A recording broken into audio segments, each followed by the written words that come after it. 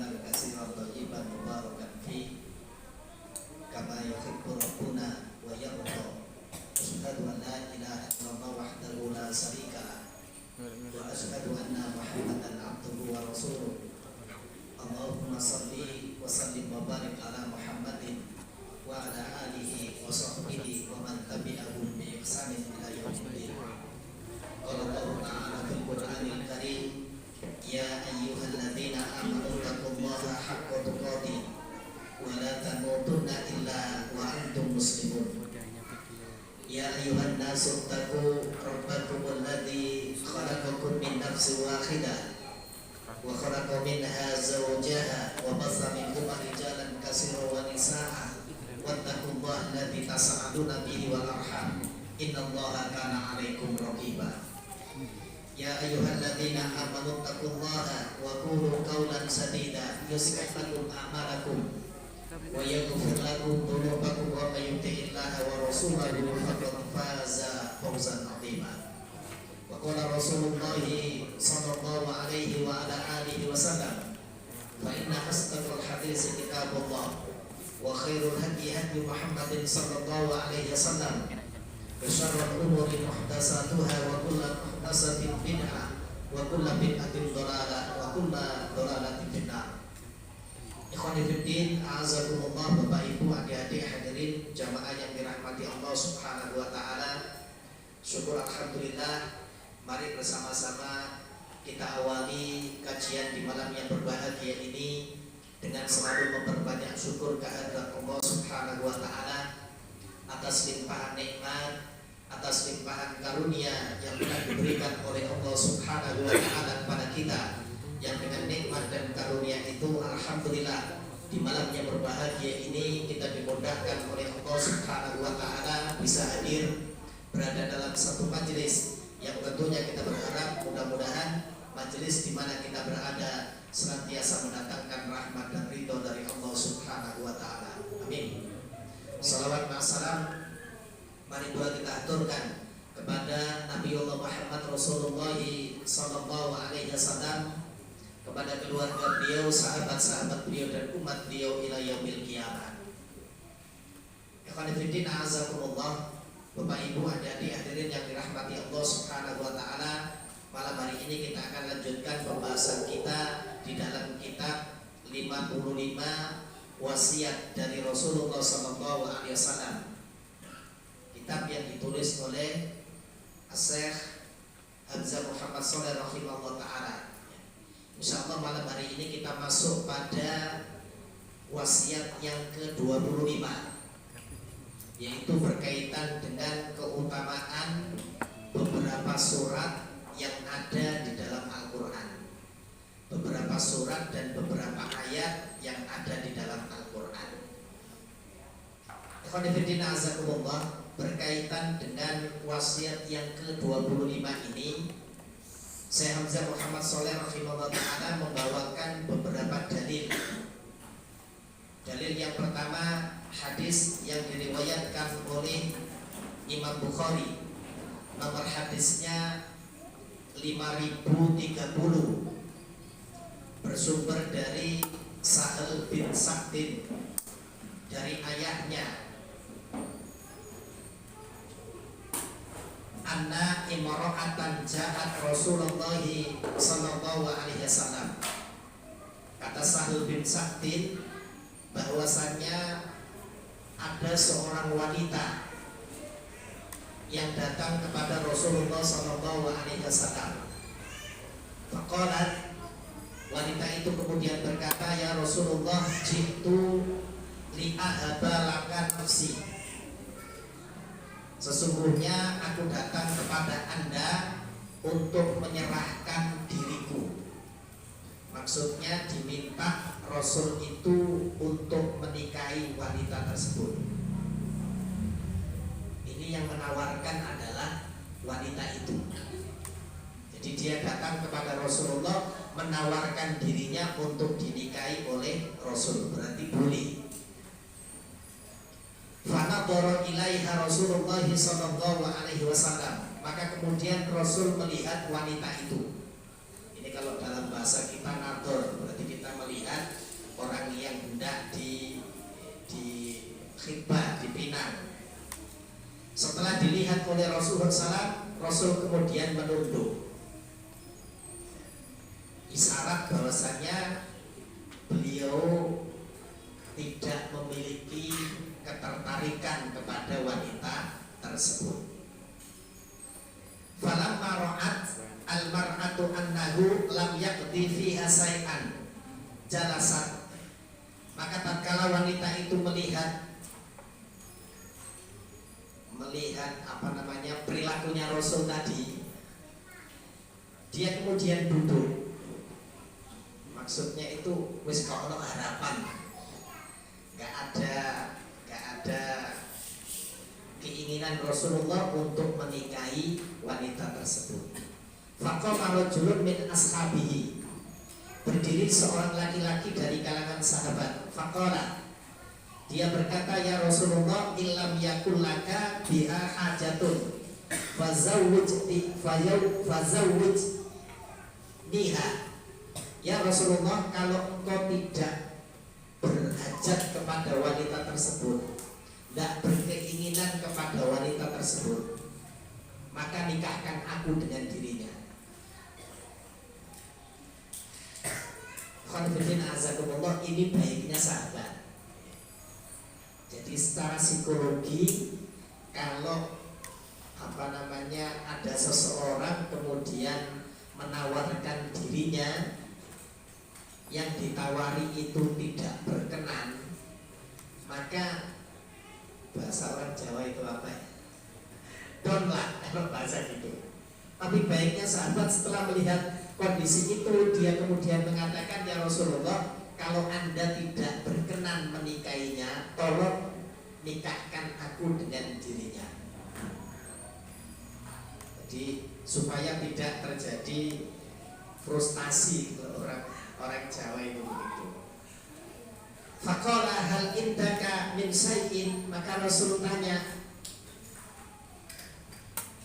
apakah kamu memiliki sesuatu yang bisa dipakai untuk mahar?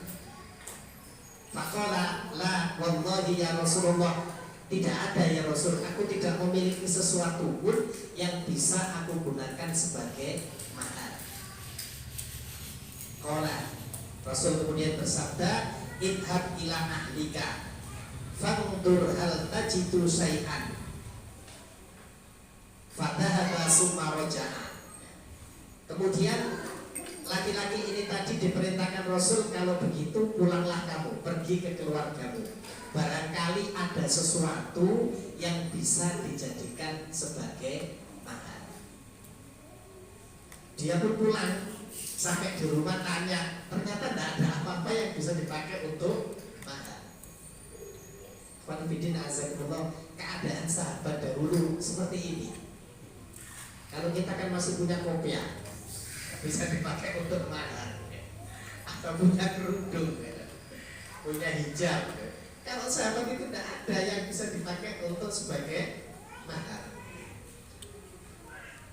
Jadi dia datang kembali menghadap Rasulullah, dia mengatakan, tidak ada ya Rasul, ma wajadtu syai'an, tidak ada sesuatu pun di keluargaku yang bisa aku pakai sebagai mahar.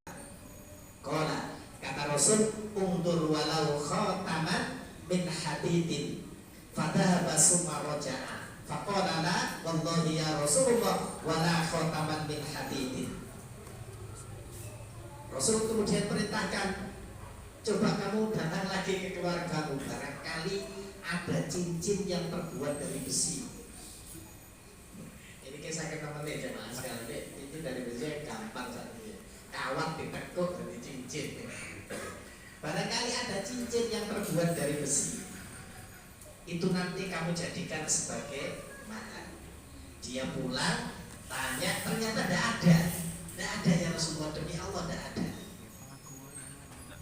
Walakin ada izari, yang ada itu sarung yang aku pakai ini ya Rasulullah.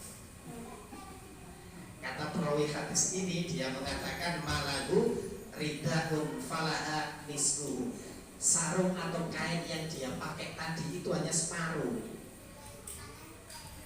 Maka kata Rasulullah SAW, Rasul kemudian mengatakan matasna'u biizarika illa bistahu lam yakun alaiha min sayun wa in labisathu lam yakun alaiha sayun. Apa yang ingin engkau kau pakai untuk sarungmu itu? Sarung itu kalau kau gunakan, istrimu tidak bisa gunakannya saking kecilnya. Tapi kalau dipakai calon istrimu tadi, kamu juga tidak punya sarung. Maka karena sudah mentok, jemaah sekalian, fajalasar rajulu hatta qala majlisuhu summa qama fara'ahu Rasulullah SAW muwalliyan fa'amara bihi fadu'iya. Laki-laki itu kemudian terduduk karena tidak ada sesuatu pun yang bisa dia gunakan sebagai mahar. Pakai sarungnya juga tidak nutut, wis nyerah dia. Setelah itu dia pamitan kepada Rasul, dia tidak meninggalkan tempat itu. Pada saat dia beranjak pergi, maka Rasul memerintahkan untuk memanggil orang itu tadi. Setelah dipanggil Rasul, dia datang. Maka Rasulullah SAW kemudian bersabda, qala madza ma'aka minal Qur'an, apakah ada pada dirimu hafalan dari Al-Quran? Wah, semangat orang ini. Ada ya Rasulullah, saya hafal surat ini dan surat ini, saya hafal surat ini dan surat ini. Maka Rasulullah SAW kemudian memerintahkan, jadikan hafalan itu sebagai mahar. Kemudian laki-laki itu pun dinikahkan oleh Rasulullah SAW dengan wanita yang datang kepada Rasul tadi. Maharnya adalah bacaan atau surat yang dia hafal dari Al-Quran. Khonfidin azakumullah, luar biasa hadis ini. Ini mengajarkan kepada kita betapa Islam itu agama yang sangat mudah. Kalau seseorang itu pada dirinya tidak ada sesuatu pun harta yang dia miliki, ternyata masih bisa kebaikan itu dia kerjakan. Menikahi seorang wanita ini adalah amalan yang luar biasa yang Allah dan Rasulnya perintahkan di dalam syariat. Satu, ini hadis yang dibawakan oleh Imam Bukhari, nomor hadisnya 5030. Di dalamnya ada keutamaan berkaitan dengan hafalan yang kita miliki. Masya Allah, beberapa surat saja sudah cukup untuk menjadi mahar atau beberapa ayat. Kemudian hadis yang berikutnya, hadis yang diriwayatkan oleh Imam Tirmidzi, nomor hadisnya 2895. Hadis ini oleh Imam At-Tirmidzi dinilai gharib. Jadi sanadnya itu tidak tersambung atau tidak dikenal. Tapi makna yang terkandung di dalamnya, kata para ulama, secara terpisah itu memiliki penguat-penguat dari hadis yang sahih. Bersumber dari sahabat Anas bin Malik radhiyallahu an, anna Rasulullah sallallahu alaihi wasallam qala li rajulin min ashabihi, hal tazawwajta ya fulan. Kata sahabat Anas bin Malik, Rasulullah itu bertanya kepada seorang sahabat. Kata Rasulullah, apakah kamu sudah menikah wahai fulan? Qala, dia berkata, la wallahi ya Rasulullah, wala indi ma atazawwaju bihi. Dia mengatakan, belum ya Rasul, aku tidak memiliki sesuatu pun yang bisa aku pakai sebagai mahar ketika aku menikah. Jadi gak wani. Qala, Rasul kemudian bersabda, alaisa ma'aka kul huwallahu ahad. Nanti berkaitan dengan kul huwallahu ahad itu banyak riwayat, bahkan Imam Bukhari dan Imam Muslim meriwayatkan berkaitan dengan kul huwallahu ahad. Kata Rasulullah, bukankah kamu punya hafalan, yaitu surat Al-Ikhlas, kul huwallahu ahad. Enak, simple. Dia mengatakan, iya ya Rasulullah, saya hafal kalau kul huwallahu ahad. Kata Kata Rasulullah SAW, Qul huwallahu ahad, itu adalah sulusul Quran, sepertiga dari Al-Quran. Para ulama berselisih yang dimaksud sepertiga dari Al-Quran. Sebagian mereka mengatakan makna yang terkandung di dalam surat Al-Ikhlas itu sepertiga dari Al-Quran. Karena Al-Quran itu sepertiganya menjelaskan berkaitan dengan tauhidullah. Bagaimana seorang hamba itu mengesahkan Allah Subhanahu wa ta'ala. Sementara surat Al-Ikhlas itu makna yang ada di dalamnya demikian. Kemudian Rasul melanjutkan pada orang tadi, setelah dia disampaikan Rasul demikian, qala kata Rasulullah, alaisa ma'aka idza jaa nasrullahi wal fathu. Apakah kamu hafal surat An-Nasr, idza jaa nasrullahi wal fathu? Dia mengatakan, bala ya Rasulullah, hafal ya Rasul. Jadi kan sedikit sekalian. Qala kata Rasulullah, rubul Quran. Idza jaa itu seperempat dari Al-Quran. Berdasarkan riwayat ini, tapi yang bagian ini nanti yang itu disebutkan oleh para ulama hadis sanadnya terputus. Tapi berdasarkan riwayat ini disebutkan oleh Imam Tirmidzi bahwasanya idza jaa itu seperempat dari Al-Quran. Qala alaisa ma'aka qul ya ayyuhal kafirun. Bukankah kamu juga hafal surat Al-Kafirun? Dia mengatakan bala, betul ya Rasul, saya hafal. Qala rubul Quran. Surat Al-Kafirun itu seperempat dari Al-Quran. Qala alaisa ma'aka idza zulzilatil ardu zilzalaha. Bukankah kamu juga hafal surat Al-Zalzalah? Dia mengatakan bala ya Rasulullah, qala rubul Quran. Itu adalah seperempat dari Al-Quran. Kemudian Rasulullah SAW menikahkan orang itu dengan hafalannya. Catatannya ikhwanifiddin azakumullah, Imam Tirmidzi ketika membawakan hadis ini, beliau mengatakan hadis ini gharib. Jadi sanadnya itu tidak tersambung atau tidak dikenal. Tetapi dalam hadis-hadis yang sahih, masing-masing surat tadi secara terpisah itu memang disebutkan memiliki keutamaan. Termasuk surat Al-Ikhlas di dalam riwayatnya Imam Muslim nomor hadisnya 811 bersumber dari sahabat Abu Darda radhiyallahu anhu qala Rasulullah SAW, ayat jizu ahadukum ayyaqra'a fi lailatin sulusul Quran. Kata sahabat Abu Darda, sebagaimana Nabi SAW bersabda, kata Rasulullah, tidak sanggupkah salah seorang di antara kalian membaca sepertiga Al-Quran dalam semalam? Maka para sahabat tanya, qalu wa kaifa yaqra' sulusal Quran, bagaimana ya Rasulullah kami membaca sepertiga dari Al-Quran itu? Maka Rasul bersabda, qul huwallahu ahad ta'dilu sulusal Quran. Kamu membaca surat Al-Ikhlas itu sama dengan sepertiga dari Al-Quran. Artinya secara makna ikhwanifiddin azakumullah, kata para ulama, boleh hadis tadi itu diamalkan, karena memang diperkuat banyak riwayat-riwayat sahih yang membicarakan hal itu. Adapun berkaitan dengan surat An-Nasr, salah satu keutamaannya disebutkan oleh para ulama, itu surat terakhir yang komplit diturunkan oleh Allah Subhanahu wa ta'ala di kota Mekah. Surat yang komplit diturunkan. Biasanya kan tidak semua ayat di dalam surat itu diturunkan secara langsung.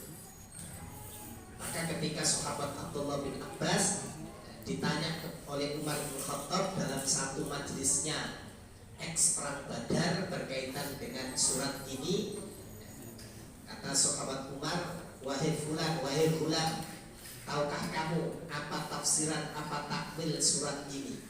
Maka Ibnu Abbas mengatakan, surat ini diturunkan oleh Allah Subhanahu wa Ta'ala kepada Rasulullah SAW sebagai tanda dekatnya ajal Rasulullah Sallallahu Alaihi Wasallam.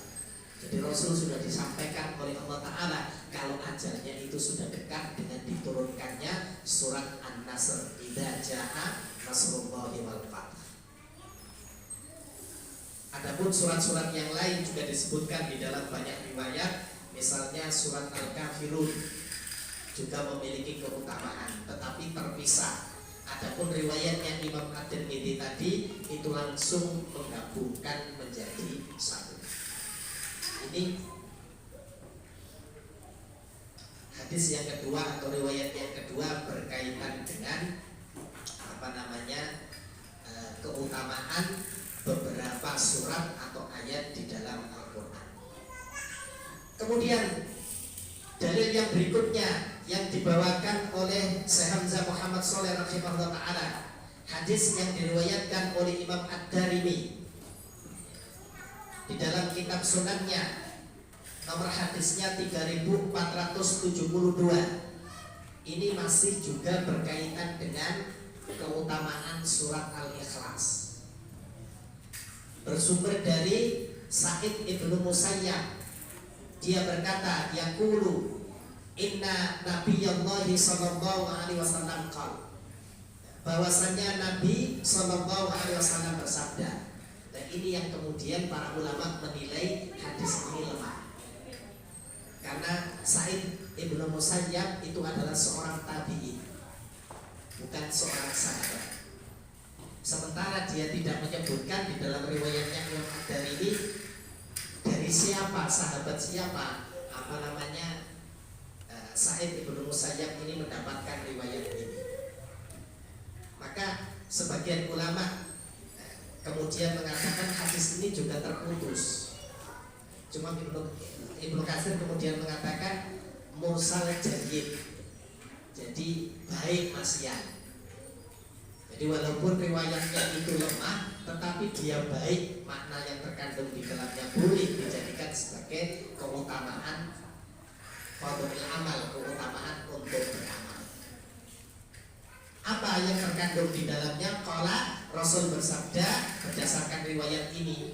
Biasanya para ulama kalau hadis seperti ini tidak disebut sebagai hadis, tetapi athar yang bersumber dari Sa'id ibnu Musayyab.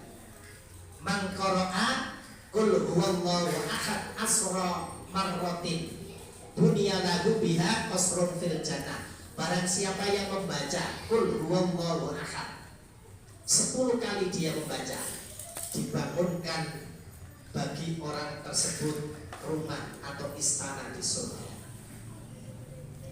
Lanjutannya, wa man qara'a isrina marratan, siapa yang membaca 20 kali, maka dibangunkan bagi orang itu qasrani fil jannah, 2 istana di surga.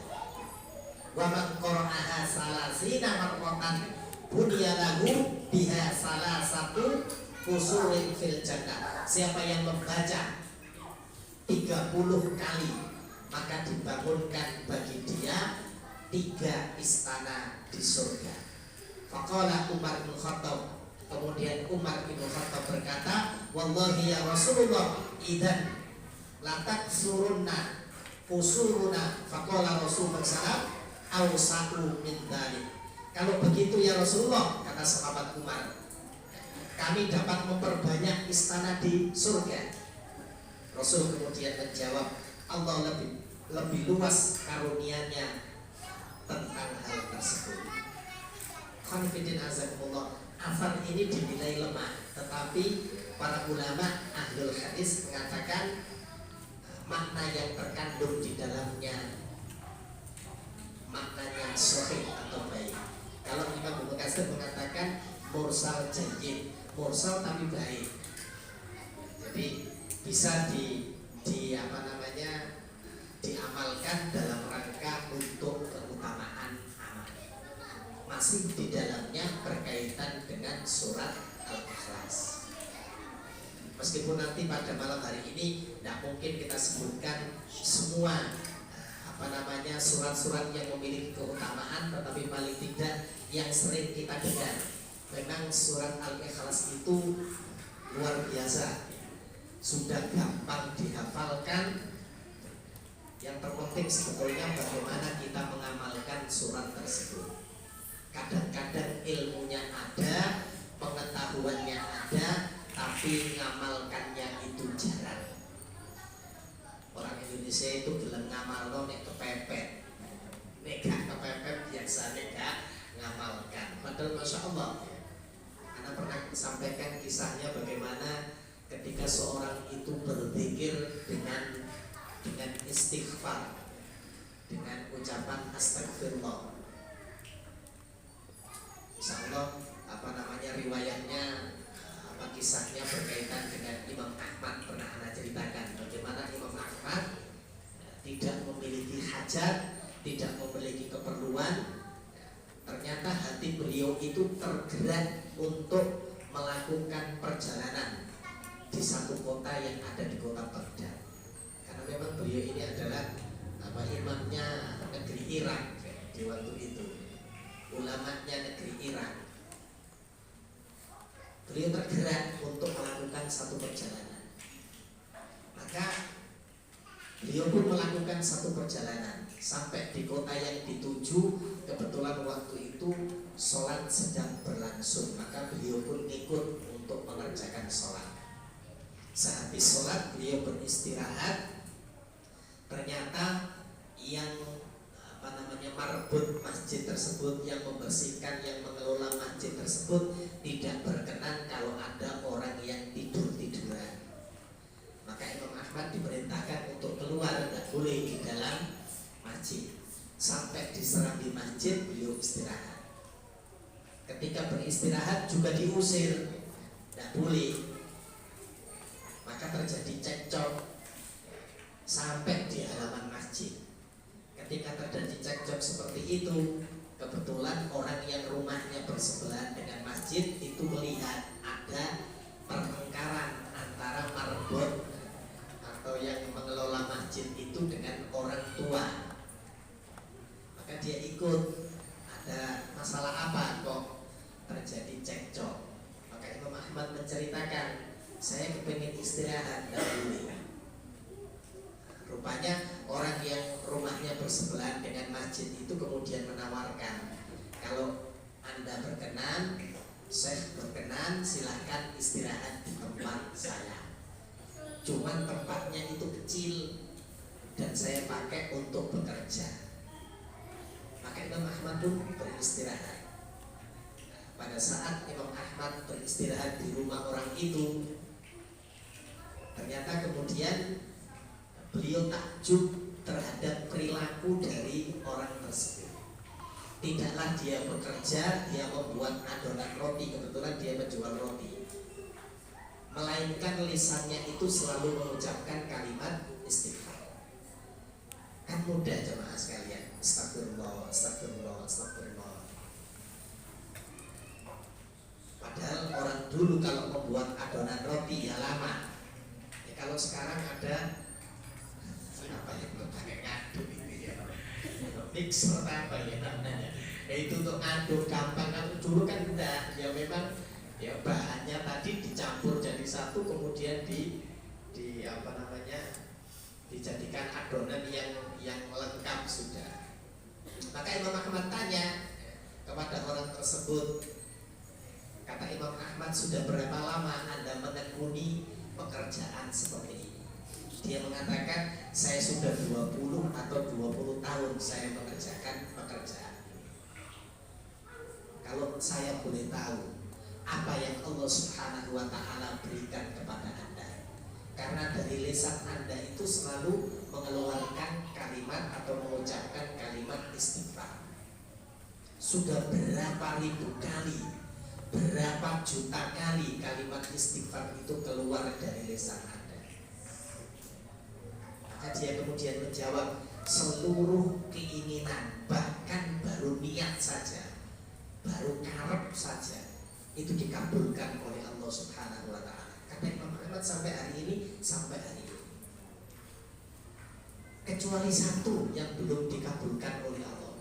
Coba sekalian, seluruh keinginannya, seluruh hajatnya dikabulkan kecuali satu. Kata Imam Ahmad, bolehkah saya tahu satu itu apa? Orang itu mengatakan, saya kepingin ketemu dengan Imam Ahmad, tapi sampai hari ini belum dikabulkan oleh Allah.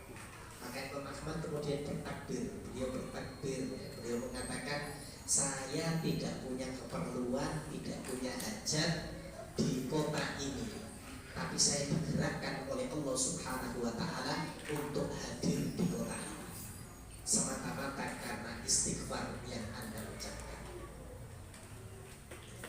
Jadi yang terpenting sebetulnya Khalifidin Azakumullah, bagaimana ilmu yang kita ketahui itu kemudian diamalkan.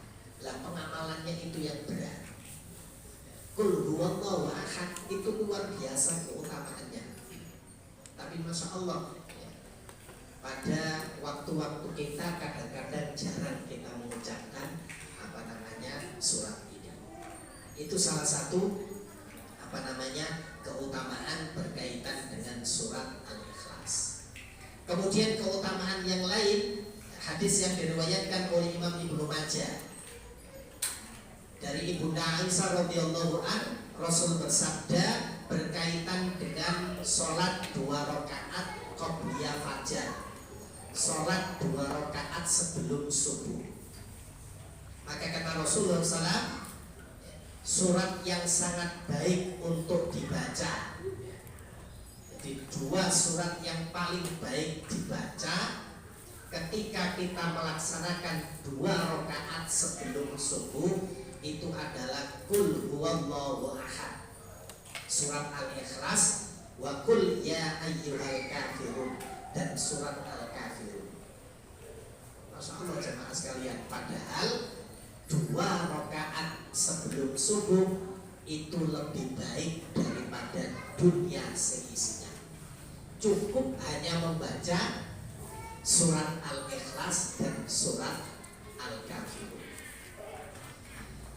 Kemudian riwayat yang lain yang dibawakan oleh Syekh Hamzah Muhammad Shalih rahimahullah ta'ala,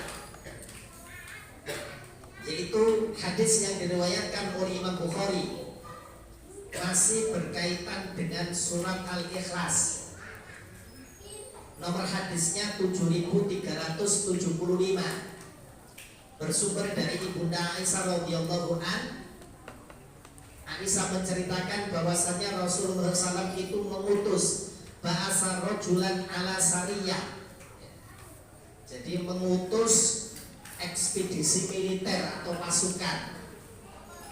Wakana yakra'u li ashabihi, pemimpin dari pasukan yang diutus oleh Rasulullah, ketika sholat dia mengimami sahabat-sahabatnya, baik rakaat pertama, rakaat kedua, dia membaca surat Al-Ikhlas. Jadi misalnya sholat, ya biasanya pasukan yang diutus itu nunggu hingga subuh tiba. Kalau nanti subuh didengar kota atau negeri yang dituju itu ada suara adzan, berarti itu adalah negeri muslim, tidak jadi diperangi. Biasanya kalau subuh itu kan suaranya sepi. Ternyata orang yang diutus oleh Rasulullah SAW, pada saat dia mengimami sahabat-sahabatnya yang diutus tadi, rakaat pertama dia membaca surat Al-Ikhlas, rakaat yang kedua dia juga membaca surat Al-Ikhlas. Falamma raja'u, maka tatkala pasukan ini kembali, diceritakanlah hal itu kepada Rasulullah SAW. Maka Rasul kemudian bersabda, saluhu bi ayyi shay'in yasna'u balik. Dia tanyakan saja kepada yang mengimami tadi, kenapa kok rakaat pertama baca kulhu, rakaat kedua baca kulhu. Ditanyakan. Fasa'aluhu, mereka tanya, kenapa Anda ketika mengimami kami kok bacanya cuman kulhu, tidak ada surat yang lain? Maka dia menjawab, faqala li'annaha sifatur rahman, surat itu menjelaskan, mengandung tentang sifat-sifat Ar-Rahman, tentang sifat-sifat Allah Azza wa Jalla.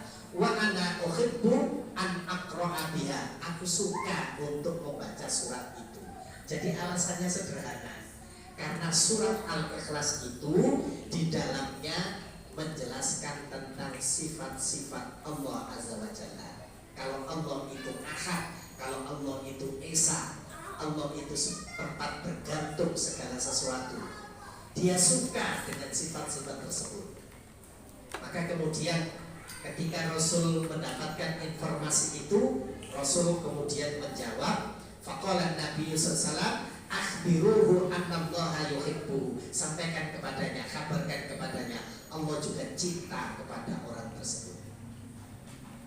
Ini berkaitan dengan surat Al-Ikhlas. Kemudian ikhwan fillah azakumullah, secara singkat saja.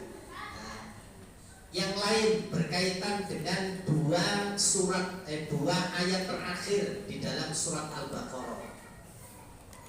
Ada beberapa riwayat berkaitan dengan dua ayat terakhir dari surat Al-Baqarah. Amanar Rasul bima unzila sampai terakhir.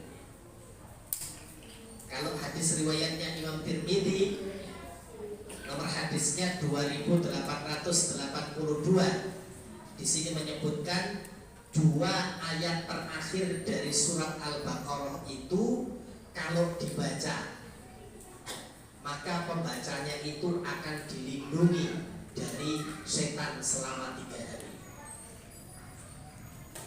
Cuman sekali lagi para ulama menyebutkan hadis ini ada catatannya.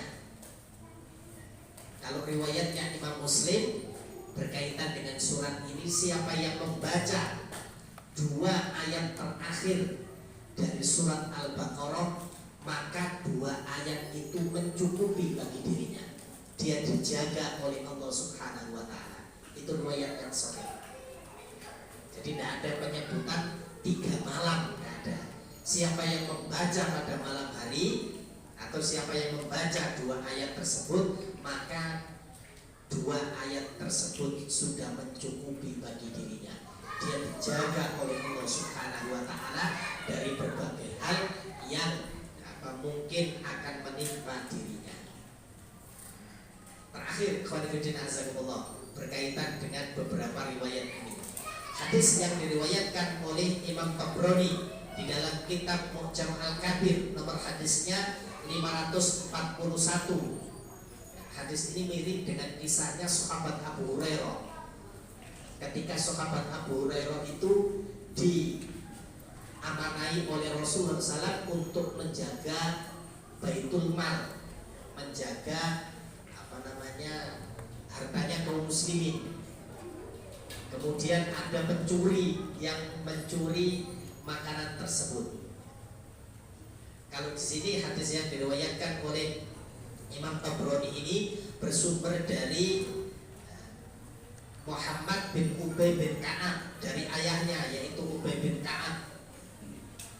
Diceritakan bahwasannya sahabat Ubay bin Ka'ab itu memiliki sebuah tempat untuk penyimpanan kurma. Jadi punya tempat untuk penyimpanan kurma. Pada suatu malam ternyata kemudian didapati ada makhluk yang menyerupai anak kecil yang belum balik. Kalau kita sebut apa gitu? Tuyul. Ternyata riwayat ini berkaitan dengan tuyul. Kalau riwayatnya sahabat Abu Hurairah itu jin yang menyerupai manusia. Kalau di sini disebutkan makhluk ya seperti anak kecil yang belum balik. Wallahu a'lam seperti apa, tapi kalau kita di Indonesia itu yang seperti ini itu kita sebut dengan tuyul. Dan ternyata makhluk itu mengucapkan salam. Assalamualaikum. Jadi jangan antum kira tuyul itu tidak bisa salam. Orang Nasrani aja hari ini pintar mengucapkan salam, tapi tidak boleh kalau orang Nasrani itu mengucapkan salam kita jawab, yo waalaikum, itu saja.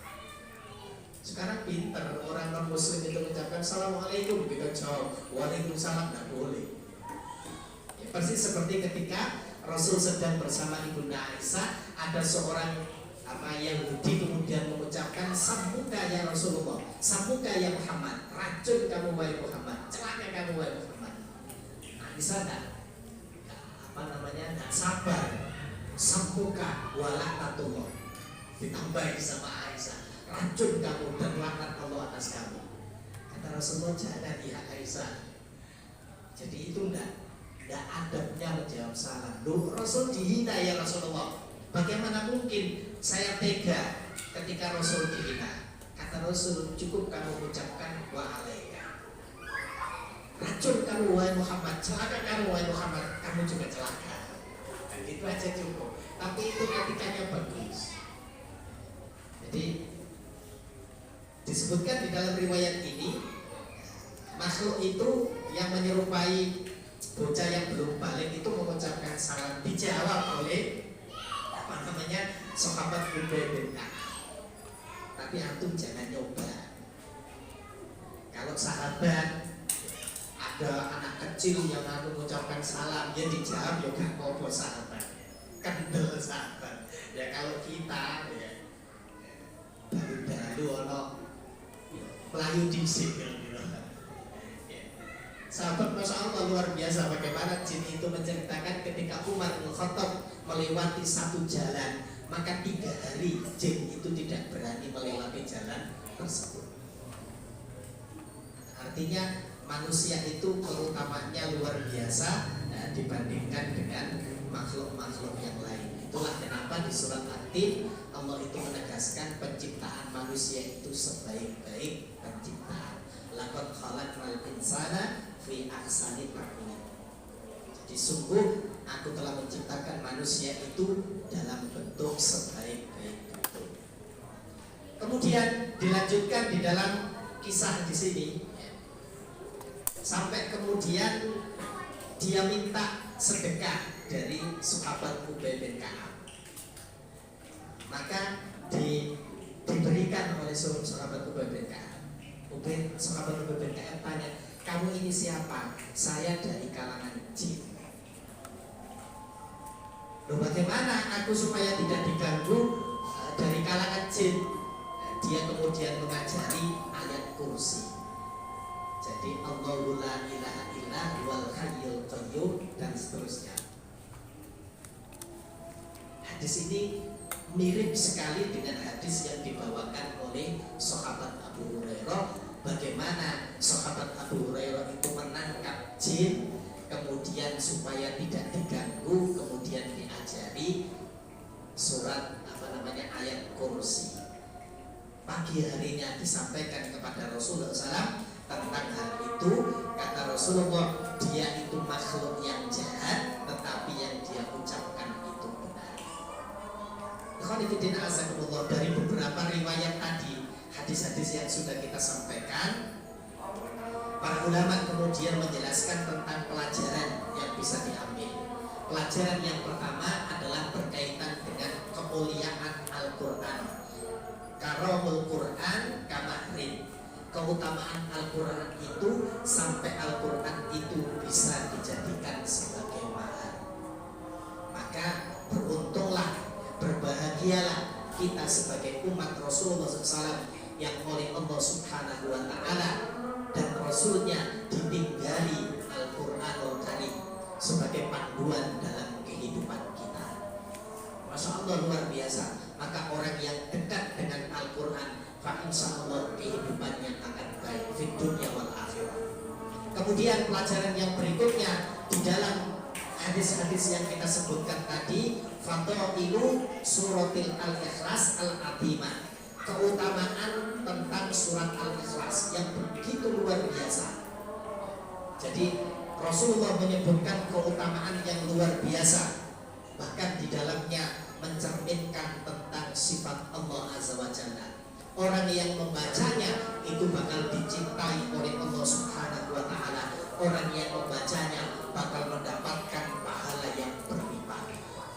Ini hebatnya atau luar biasanya surat Al-Ikhlas. Kemudian termasuk faedah dan pelajaran yang bisa diambil. Kata para ulama, quwwatu ayatil kursi kaharisin wa muhafidin. Kekuatan surat atau ayat kursi. Ayat kursi itu bisa menjadi pelindung. Ayat kursi itu bisa menjadi penjaga. Maka sebelum tidur, ikhwan fillah azakumullah, sunnahnya kita baca ayat kursi. Jadi sebelum kita tidur, ya, sebelum kita merebahkan tubuh kita, salah satu sunnah yang diajarkan oleh Rasulullah SAW, ya, kita baca ayat kursi. Fa insya Allah tidur kita akan dijaga oleh Allah Subhanahu Wa Taala. Ayat kursi itu bisa sebagai benteng dari gangguan jin, penjagaan yang sempurna. Bahkan jin sendiri mengakui tentang ayat tersebut. Maka ikhwanifiddin azakumullah, sebagai kesimpulan dari bab yang kita bahas pada malam hari ini, jadikan Al-Quran itu sebagai pegangan hidup kita. Karena ketika seorang hamba itu menjadikan Al-Quran itu sebagai pegangan hidup kita, fa insya Allah hamba itu senantiasa akan mendapatkan kebaikan, baik ketika dia berada di dunia ataupun nanti dia bertemu dengan Allah Subhanahu wa Ta'ala. Barangkali itu ikhwan fillah azzakumullah beberapa dalil yang kita bawakan untuk menjelaskan tentang keutamaan beberapa surat atau beberapa ayat dari Al-Quran. Yang terpenting adalah ketika kita sudah memahami perkara ini, kemudian kita amalkan dalam kehidupan kita.